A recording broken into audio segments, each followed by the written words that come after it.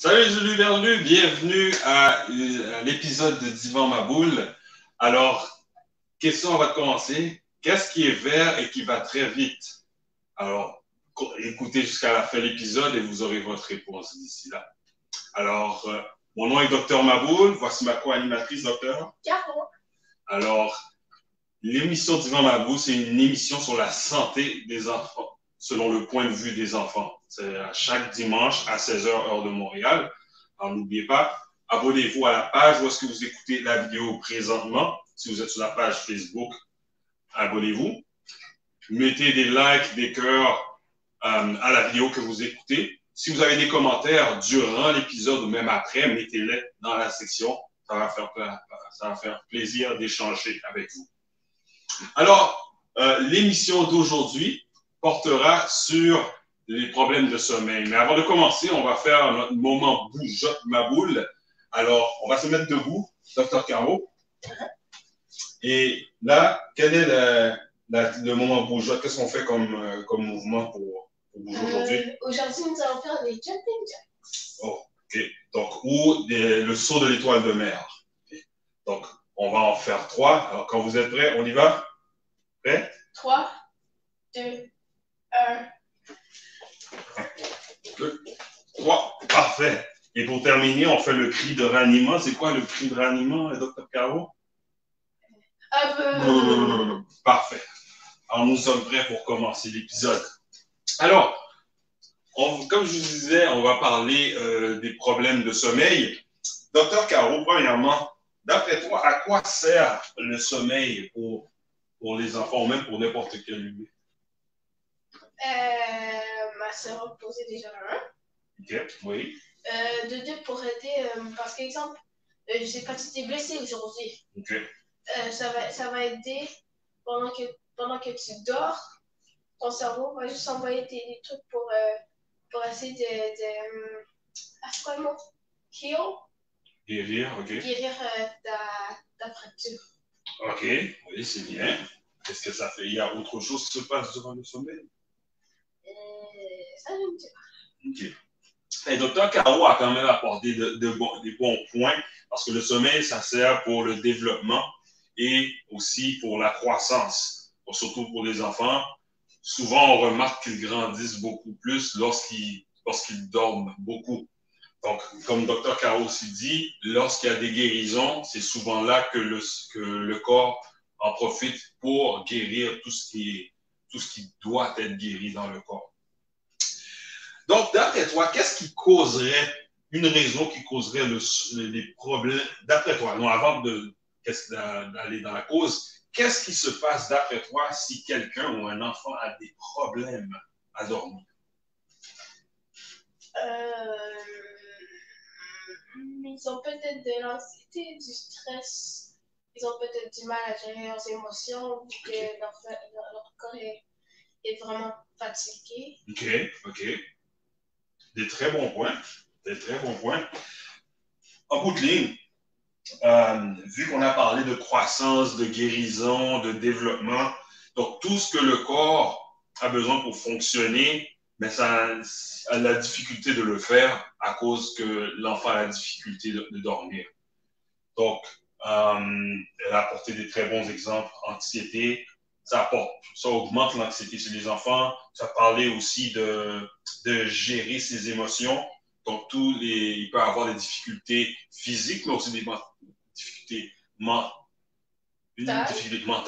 Merci, Dr Caro. Je faisais pas la conjugaison, mais je faisais la terminaison dans ma tête. Des difficultés mentales qui viennent le résultat de tout ça. Maintenant, qu'est-ce qui causerait, dans les exemples que tu as parlé tout à l'heure, tu as mentionné l'anxiété ou le stress. Pourquoi, d'après toi, l'anxiété ou le stress causerait un enfant d'avoir des problèmes à dormir?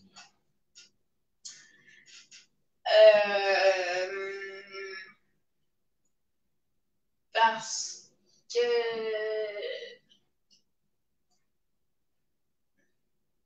Parce que leur cerveau travaille encore. OK. Et puis leur cerveau est en mode panique et quelque chose comme ça. OK. Et puis ils pensent tout à plein de choses en même temps. Oui, oui, c'est vrai ça. Parce que lorsque quelqu'un a la difficulté à dormir ou un enfant a la difficulté à dormir, comme par exemple, si tu as des... OK, pour continuer sur les exemples que tu viens de donner, à l'école, d'après toi, est-ce qu'il y a des choses qui te stressent ou qui te causeraient de l'anxiété? La classe. La classe, OK, quand tu parles de la classe, tu parles de quoi précisément dans la classe? Des personnes. Des personnes, OK. Donc, est-ce que d'après toi, un enfant qui aurait de la difficulté à dormir, un exemple serait un enfant qui pense justement à toutes les difficultés qu'il ou elle a eues durant la journée dans la classe à cause du comportement de certains de ses collègues? Est-ce que d'après toi, ça pourrait empêcher un enfant de dormir? Pas nécessairement, mais ça pourrait. Ça. Donc, on parlait de stress et d'anxiété. Le fait qu'un enfant réfléchit beaucoup durant le soir à la place de dormir, ou ça, le fait qu'il réfléchit ou il pense beaucoup à ça, peut l'empêcher à dormir. Est-ce que d'après toi, là on parle de classe, est-ce que tu penses que un examen ou un travail qui devrait... Oui. Ah bon, c'est unanime ça a l'air. Donc, des exercices, un travail, un examen qui devront être faits à l'école peuvent aussi être responsables du fait qu'un enfant peut avoir la difficulté à dormir. Est-ce que, d'après toi, maintenant sortons de l'école, est-ce que, d'après toi, la façon qu'un enfant, comment je pourrais dire ça comme bon exemple, la façon qu'un enfant interagit avec, par exemple, du monde à la maison, est-ce que tu penses que ça pourrait causer un enfant à des problèmes à dormir aussi? Peut-être. Et, comme par exemple, si un enfant a on va aller à un exemple extrême, si un enfant a des grosses chicanes avec ses parents, et puis est-ce que tu penses qu'en ayant des grosses chicanes avec ses parents, une fois que l'enfant est dans son lit, est-ce qu'un enfant peut continuer à penser à ça dans sa tête? OK, tu vois, ça c'est un autre exemple. On parle d'anxiété, stress, tout ça. Donc, c'est pas juste à l'école, c'est pas juste avec les amis, ça peut être à la maison, ça peut être euh, plein de choses. Donc, tout ça peut avoir un impact par rapport au sommeil d'un enfant. Maintenant, si on passe maintenant, comment, d'après toi, pourrais-tu reconnaître si un enfant a des problèmes de dormir? Juste en le regardant dans le visage. OK, puis qu'est-ce que tu vois dans le visage d'un enfant qui te dirait, ah, peut-être qu'il y a des problèmes de dormir? Parce que leurs traits vont être plus off. Et puis, c'est comment ils vont se comporter aussi. Ils sont, exemple, si c'est un enfant énergique, et puis après ça, il est rendu plus calme, on va savoir qu'il y a quelque chose qui se passe. OK. OK. Ça pourrait être ça aussi, oui. Tu vois, parce que la raison pourquoi je te dis ça, c'est que en tant que parent, les premiers signes qu'on peut remarquer, c'est que, comme Dr. Carole a mentionné, si on voit un changement dans son comportement, c'est un enfant qui a beaucoup d'énergie, et tout d'un coup, pendant plusieurs semaines, on remarque que l'enfant est beaucoup plus au ralenti, a moins d'énergie, ça ne tente pas de faire grand-chose. Donc, on voit qu'il y a une baisse au niveau de son énergie, ça serait un signe.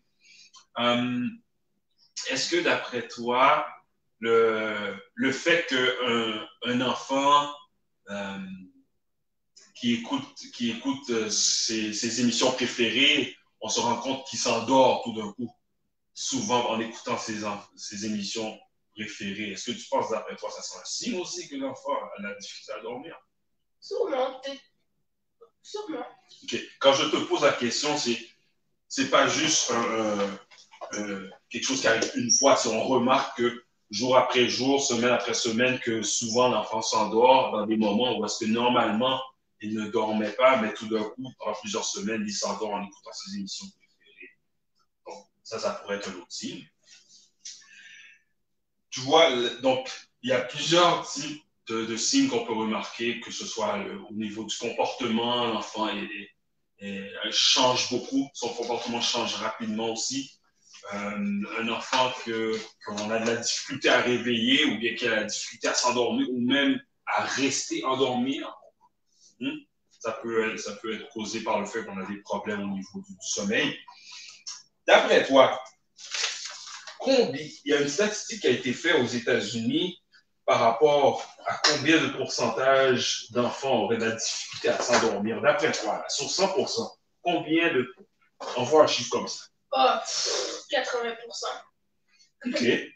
Ce n'est pas aussi haut que ça, mais le National Sleep Foundation a trouvé qu'entre 25 et 50% des enfants ont de la difficulté à s'endormir. Donc, ce n'est pas aussi élevé que tu le dis, mais quand même, on voit que c'est un enfant sur 4 et même un enfant sur 2 qui a des problèmes à s'endormir.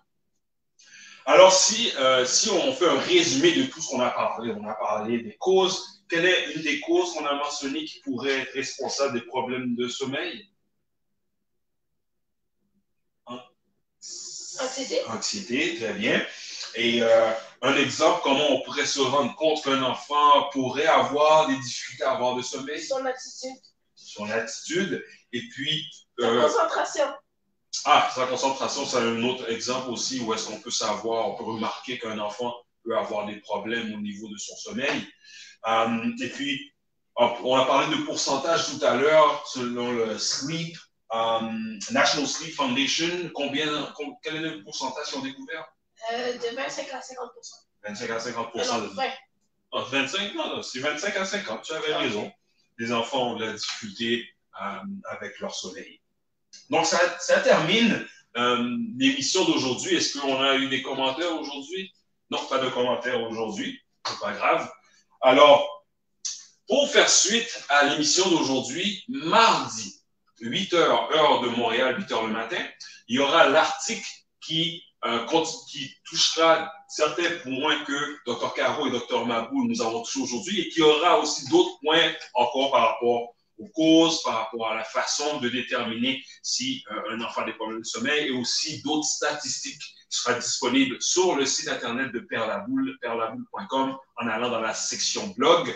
L'article sera disponible à cet endroit-là. Donc, mardi, 8h le matin, heure de Montréal, il y aura l'article le 7 février. Ne manquez pas, la semaine prochaine, dimanche prochain, toujours même heure, même poste, sur la page Facebook de Père Laboule, à 16h heure de Montréal. Ça sera le 12 février, l'épisode 33. Nous allons parler, Dr. Caro et moi, des fausses croyances qui sont attachées aux problèmes de sommeil chez les enfants. Alors, est-ce que tu as aimé l'épisode d'aujourd'hui, Dr. Caro? C'était fun. Good. Et qu'est-ce que tu as aimé dans l'épisode d'aujourd'hui? Je sais pas, j'ai trouvé que c'était intéressant de comprendre l'enfant. Parfait. J'espère que vous aussi, vous avez apprécié l'épisode. Dr. Caro et moi, nous l'avons apprécié. Moi, ce que j'ai aimé, c'est lorsque tu donnais des exemples par rapport à comment on pourrait savoir qu'un enfant a des problèmes de sommeil. J'ai trouvé que tu as apporté des très bons exemples, des différents exemples aussi. Donc maintenant, Dr. Caro, c'est l'heure de revenir à la devinette du début. Tu te rappelles, j'ai commencé l'émission en disant qu'est-ce qui est vert et qui va très vite, d'après toi? Qu'est-ce qui est vert et qui va très vite?